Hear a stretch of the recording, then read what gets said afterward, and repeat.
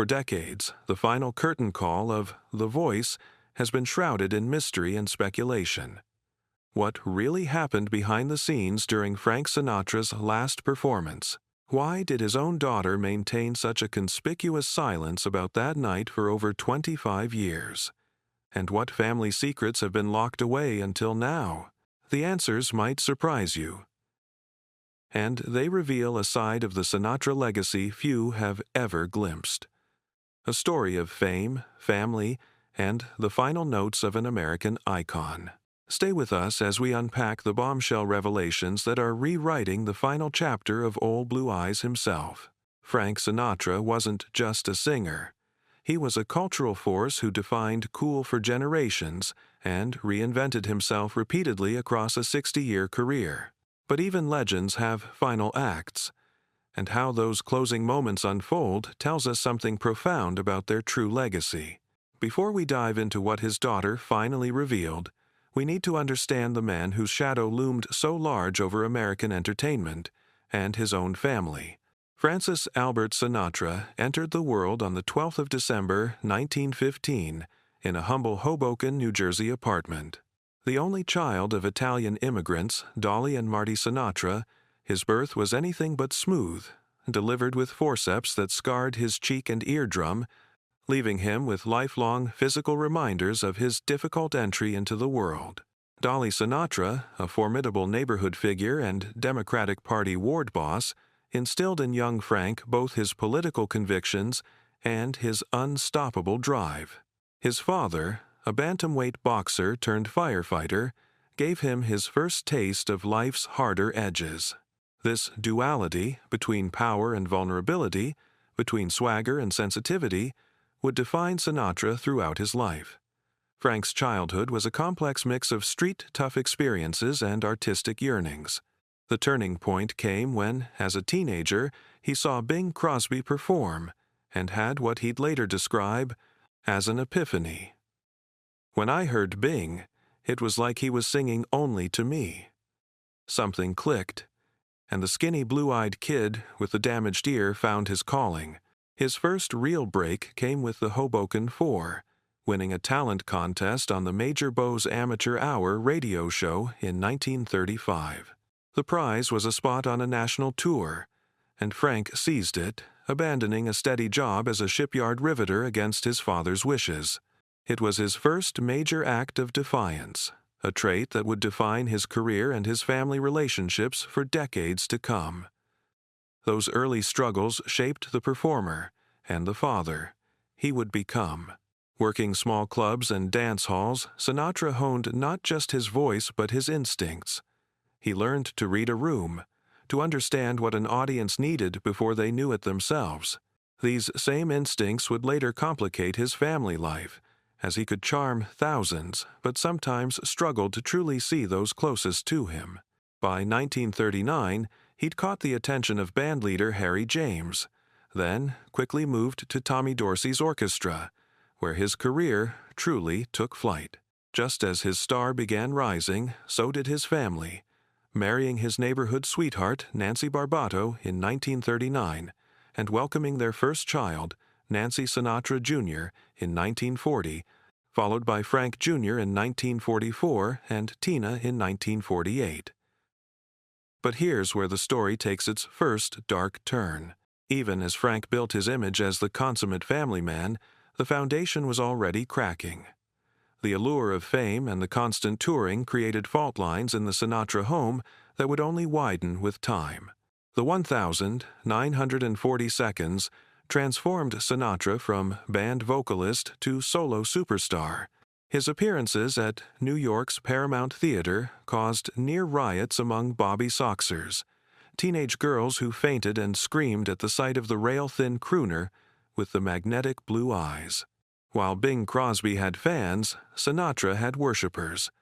His voice, that controlled vulnerability, the perfect phrasing, connected with post-war America in a way no one had anticipated. The Voice, as he was now known, made the leap to Hollywood, starring in anchoring musicals like Anchor's Ah Way and On the Town.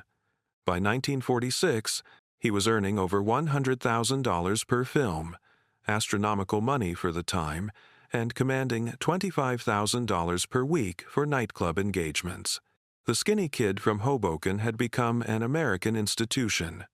But success at this scale changes a person and a family.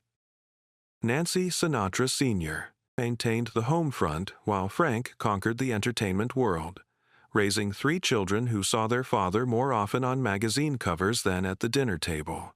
Young Nancy, Frank Jr., and Tina grew up in the shadow of an icon, their childhood punctuated by flashbulbs and whispered adult conversations that would abruptly stop when they entered rooms.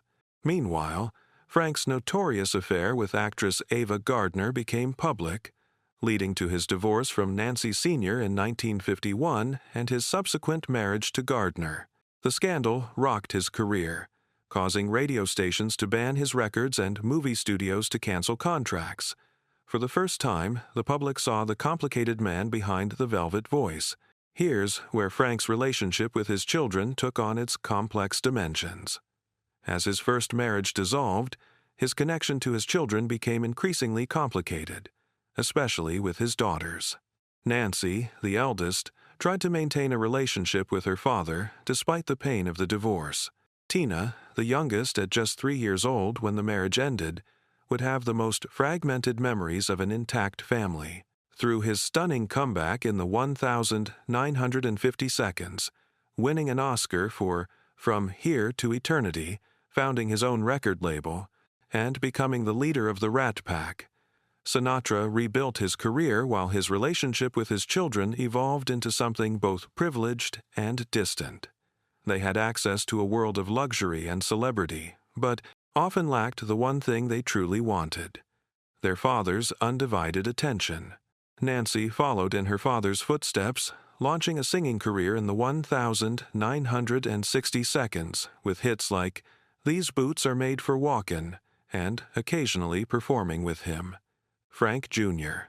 also pursued music, eventually becoming his father's musical director. Tina took a different path, working behind the scenes in business and eventually helping manage her father's career in his later years. But beneath the glossy surface of the Sinatra empire, tensions simmered. Frank's mercurial temperament, the legendary mood swings, the explosive anger followed by lavish generosity, created an emotional minefield that his children learned to navigate carefully. Dad could be the warmest, most loving father, one of his daughters would later recall. And then, without warning, winter would set in.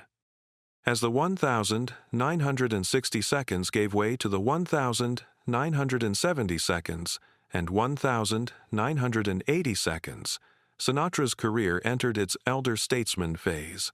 After a brief retirement in 1971, he returned stronger than ever, releasing hit albums and selling out concerts worldwide. Behind the scenes, though, the family dynamics were shifting in ways that would set the stage for the drama surrounding his final performance. But let's not get ahead of ourselves, because to understand what Frank Sinatra's daughter finally revealed about his last show, we need to understand the complex web of relationships and tensions that had been building for decades. By the early 1,990 seconds, Frank Sinatra was unquestionably American music royalty.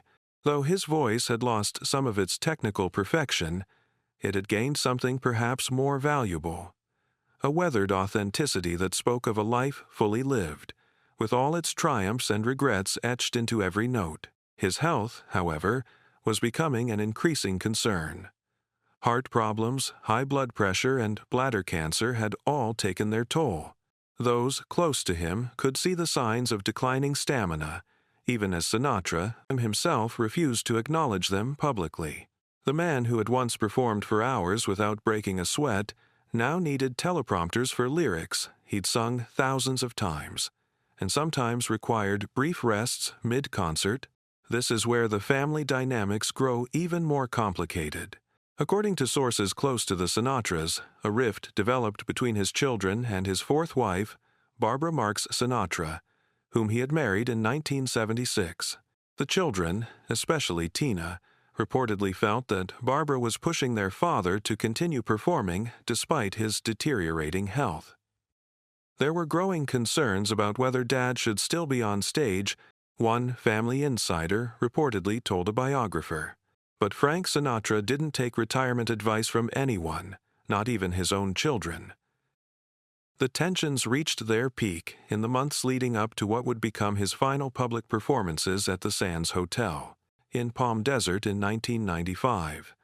According to several accounts, Tina Sinatra had become increasingly vocal about her concerns, allegedly leading to heated exchanges with both her father and her stepmother. Here's where competing narratives emerge. One version, largely from Barbara Sinatra's camp, suggests that Frank's children were overly protective and failed to understand their father's need to perform, that music was his lifeblood, and asking him to stop was asking him to stop being Frank Sinatra. The alternative perspective, which sources claim came from the Sinatra children, painted a different picture, that of an aging legend being pushed beyond his limits by business interests and a wife who wanted to maintain their lavish lifestyle and public profile. The truth, as is often the case in family matters, likely contained elements of both versions. What's undeniable is that as 1995 approached, Frank Sinatra was a man caught between his own mortality and the immortal image he had spent a lifetime crafting. Frank's final performances were scheduled for early 1995 at the Sands Hotel in Palm Desert. Anticipation was high, despite whispered concerns about his condition. Tickets sold out instantly. Music critics flew in from around the world, sensing this might be the last chance to see an American original. What happened on that final night has been the subject of speculation for decades. The official narrative was simple. Frank Sinatra gave one last, masterful performance and took his final bow to thunderous applause. But backstage, according to several sources, a different story was unfolding, one that would remain hidden until his daughter finally broke her silence. Some reports suggest that Sinatra suffered a minor health episode before going on stage that night. Others claim he had a moment of clarity about his own limitations and made a private decision that this would indeed be his final show without telling anyone. Not his wife, not his band, not even his children. What is known for certain is that Frank Sinatra never performed in public again after February 1995. He retreated from the spotlight, making his last public appearance at his 80th birthday celebration later that year. On the 14th of May 1998, Frank Sinatra died of a heart attack at Cedars-Sinai Medical Center in Los Angeles, bringing the final curtain down on one of the most remarkable careers in entertainment history. But the story of his final performance, what really happened that night, what was said backstage, and why he never returned to the stage, remained locked away in family memories. Until now. For 25 years, a code of silence surrounded the events of Frank Sinatra's final performance. While biographers speculated and journalists prodded, the Sinatra family maintained a united front of privacy around their patriarch's last bow. That is, until last month, when Tina Sinatra, Frank's younger daughter and the family member who had worked most closely with him in his final years, finally decided to tell her story. The revelations came during a special retrospective interview for a documentary marking what would have been Sinatra's 105th birthday. What began as standard reflections on her father's legacy took an unexpected turn when the interviewer broached the topic of his final performance. "I've never spoken about this publicly," Tina began, visibly emotional. "But I think enough time has passed. And people deserve to know who my father really was, not just the legend, but the man." According to Tina's account, the truth about that final night was both simpler and more profound than the rumors had suggested. Frank hadn't suffered a major health crisis backstage, as some had speculated. Instead, he had experienced something rarer for a performer of his stature, a moment of complete clarity. "Dad called me to his dressing room about an hour before he was set to go on," Tina revealed. I found him sitting quietly, already in his tuxedo, just staring at his reflection. He looked up at me and said, "Kid, I think this is the last time." When she asked him what he meant, his response was characteristically direct. "I want to leave while I've still got something in the tank, while they still remember me as Frank Sinatra, not some shadow of what I was."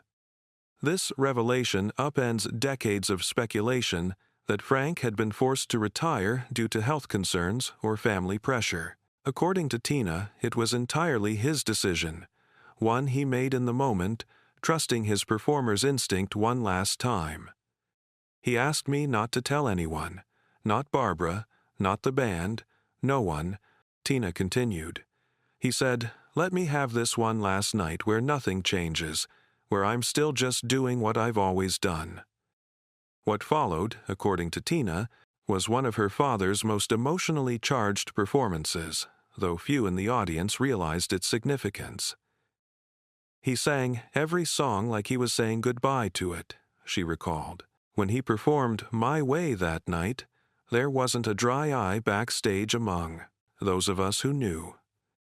After the show, Tina described a private moment between father and daughter that explains her long silence about that night. "He took my hand and made me promise that I wouldn't tell anyone it was his last show, not until I felt the time was right. He didn't want a farewell tour or some drawn-out goodbye. That wasn't his style." Tina honored that promise for a quarter century, watching as others constructed narratives about her father's final years that didn't match what she knew to be true. "It was hard sometimes, hearing the stories people would tell," she admitted. "But I understood why Dad wanted it this way. He always controlled his own narrative." When asked why she chose now to break her silence, Tina's answer was simple. "I wanted people to understand that my father left on his own terms. He wasn't pushed off the stage by age or illness or family pressure. He made a choice, the same way he'd always made choices throughout his career, on his terms, following his gut." This revelation reshapes our understanding not just of Sinatra's final performance, but of the man himself. A performer so attuned to the power of an exit that he orchestrated his own, then kept it a secret from the world. The impact of Tina Sinatra's revelations rippled through the music world and Sinatra fan communities. Longtime fans found comfort in knowing that their idol had chosen his own exit, while music historians began the work of recontextualizing those final performances with this new understanding. For the Sinatra family, Tina's disclosure appears to have had a healing effect. Nancy Sinatra Jr. publicly supported her sister's decision to share their father's story, writing on social media, "Some family stories are ours to keep, others are meant to be shared. Tina made the right call at the right time." Even Barbara Sinatra's foundation issued a brief statement acknowledging Tina's account, noting that Frank Sinatra made his own decisions throughout his life and career, often keeping his deepest thoughts private, even from those closest to him. Music critics and biographers who had speculated about health crises or family feuds, forcing Sinatra from the stage, found themselves revisiting their assumptions. James Kaplan, author of the definitive Sinatra biography, told Rolling Stone, "This changes our understanding of Sinatra's self-awareness. He knew exactly what he was doing at every stage of his career, including the final curtain." For Tina herself, breaking her long-held promise seems to have brought a measure of peace. In follow-up interviews, she's spoken about the weight of carrying her father's secret for so many years. "There were times I wanted to correct the record," she admitted to one interviewer. "But a promise to Frank Sinatra wasn't something you broke lightly, even if you were his daughter." Perhaps most poignantly, Tina's revelation has given fans a new way to listen to the recordings of Sinatra's final performance. What once might have been heard as the diminished efforts of an aging voice can now be appreciated as a conscious farewell. A master craftsman putting down his tools with intention and grace. Concert recordings from that night have seen streaming numbers surge by over 300% since Tina's interview, with My Way and Angel Eyes, his traditional closing number with its poignant line, "Excuse me while I disappear," receiving particular attention. Frank Sinatra Jr., who passed away in 2016, never got to see his sister's unburdening. But, according to Tina, he was one of the few people who suspected the truth about their father's decision. Frank Jr. conducted the orchestra that night, Tina recalled. He told me years later that he could feel something different in Dad's performance, a finality he couldn't quite explain. In the years following his final performance, Frank Sinatra retreated into a more private life, spending time with family and close friends at his compound in Rancho Mirage. While his health did indeed decline, Tina's account suggests that he never regretted his decision to leave the stage when he did. Dad would sometimes listen to his old records, Tina shared. But he never once expressed a desire to perform again. He'd made his peace with that chapter closing. Frank Sinatra's legacy continues to loom large over American culture nearly 3 decades after his death. His music remains a touchstone for new generations discovering the great American songbook.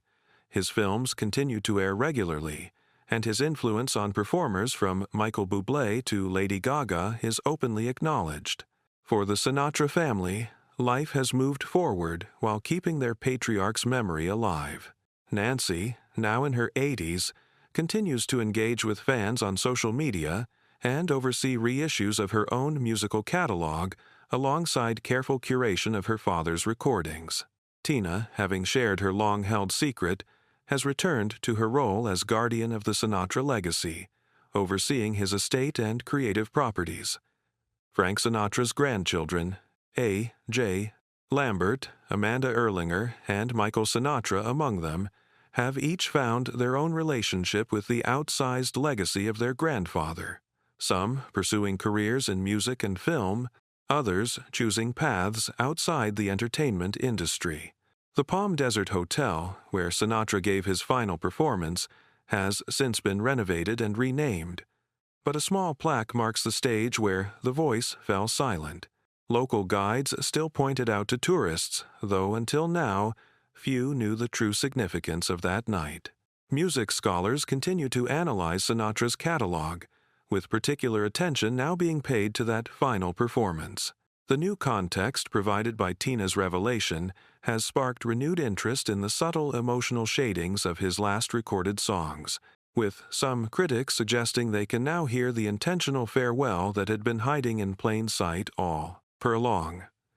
Perhaps most significantly, Tina Sinatra's long-delayed revelation has given fans something precious: the knowledge that their musical hero faced his final curtain call with the same intentionality and artistic integrity with which he approached every aspect of his remarkable career. Dad always said that timing was everything, Tina reflected in her most recent interview. In music, in comedy, in life. He chose his moment to step away, just as I chose mine to finally tell the story. I think he'd appreciate the symmetry in that. What began as a mystery about one night in Palm Desert has revealed itself to be a story about something much more universal: how we choose to say goodbye to the things we love. Frank Sinatra, who spent his life mastering the art of performance, saved perhaps his greatest act for last, an exit so perfectly timed and executed that it took 25 years for the world to understand what really happened. For those who wondered about the silence from Sinatra's daughters all these years, we now have our answer. It wasn't family tension or painful memories that kept them quiet. It was a promise made to a father who wanted to leave the stage the same way he had commanded it for 6 decades, entirely on his own terms. As we look back now at that final performance with new understanding, perhaps we can appreciate not just the voice that defined a century of American music, but the wisdom of a man who knew exactly when to introduce himself to the world in 1939, and exactly when to bid it farewell in 1995. The chairman of the board had planned his exit to perfection, and in finally sharing this story, his daughter has given us all the encore we never knew we were waiting for.